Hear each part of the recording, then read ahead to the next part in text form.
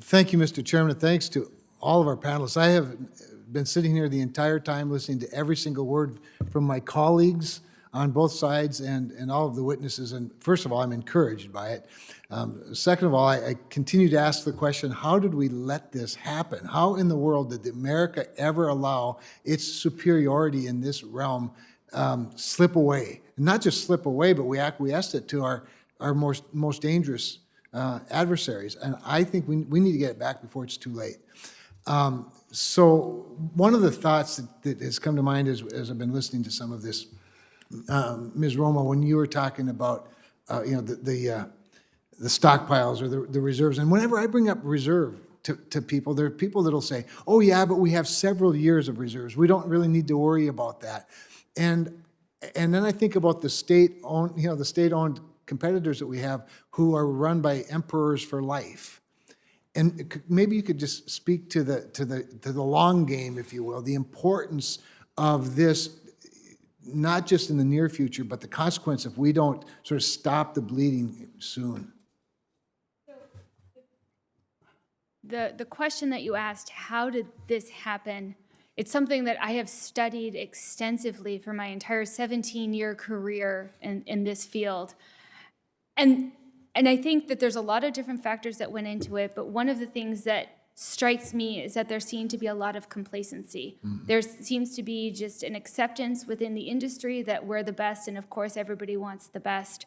And we operate the best plants, so by golly, we can build the best plants and design the best plants, and the rest of the world will want our plants. That happened in the last generation of build, but then the US stopped building, and other countries continued to build. And countries like China are fairly newer to nuclear, and now they're doing lots of building, and so is Russia. And they recognized, probably because of the integration of their state-owned enterprises with their government, that if we can export this technology and embed ourselves in critical infrastructure in foreign countries, then we have the ability to exert our geopolitical influence. I don't think that the United States was looking at it with that holistic a viewpoint. And so I think that's where we are now, and we just need to accept that fact. But one of the best advantages that we have is, one, we continue to operate the most efficient fleet and the largest nuclear fleet in the world. We need to continue to do that in order for other countries to want our input and our advice on what are the safety standards, what are the non-proliferation standards, what are the technology best practices, what are the operational best practices that we should implement.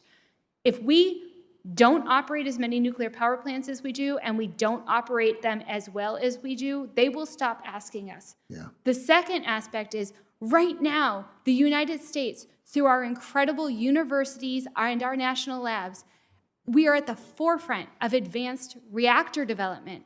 We have numbers and numbers of advanced reactor initiatives. We have numbers of fusion companies that are looking at building demonstration facilities and commercially deploying their technologies, and they are struggling to do that in the current climate that we have. So anything that we can do to help the NRC do a more efficient review, to put accountability on them for how much money it costs to do a review for a reactor design, and making sure that the resources they spent are achieving the objectives that they intend for it to achieve, such as in environmental reviews.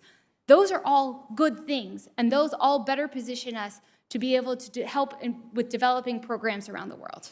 Okay, this is so fascinating. I'm going to skip all my rate design stuff. I'm a former regulator nerd. But you just touched on something that I think is really, really critical. I think this is applicable to lots of things that we do in the United States. I mean, China and Russia have taken our invention of hypersonic missiles, for example, and they're running with it while we're catching up. So often we do this. I would rather export our excellence than import their mediocrity every time. But both of you have talked about, all of you have talked about the supply chain. You know, the supply chain that I worry the most about compromising is the intellectual supply chain. We're going to wake up one day and nobody, to your point about expertise, it's not going to be available because the opportunities weren't available. And maybe in the remaining moments you could speak to that, sir. Senator Cramer, yes, I can. So you're right. What we see here is our critical talent, what I consider one of the most key parts of our industry. I can speak from the uranium industry. Is that over the last few years, we've seen a lot of people come in through the domestic uranium industry, new hires, people right out of college. But unfortunately, because of our competition with the state-owned enterprise, since as recently as last April, I actually had to go tell talented and experienced people that their services were no longer needed because of market conditions created by our current situation. Unfortunately, since 2013, I've learned that you don't get that story doesn't get easier by experience. I've had to do it several times. It's been a decline. It's been very dramatic and very marked. And what's important, I see, is that we've got to keep the talent, we've got to keep the people. If we don't have, speaking even from the uranium mining perspective, there's no school of uranium mining you can go to. You have to, it's a skill set and an industry that's unique amongst the different extractive industries, simply because we deal with uranium. And so we have to have trained people. We want to do it safely. We want to do it in an environmentally protective manner.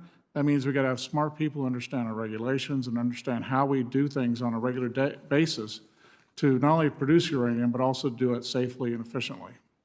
Thank you, Mr. Chairman. I'm well over my time, but maybe in another round I'll ask Mr. Cohen about some rate design things. Because I think reliability, for example, dispatchability has value that should be recognized in rates as well as the environmental pieces of it. So with that, thank you.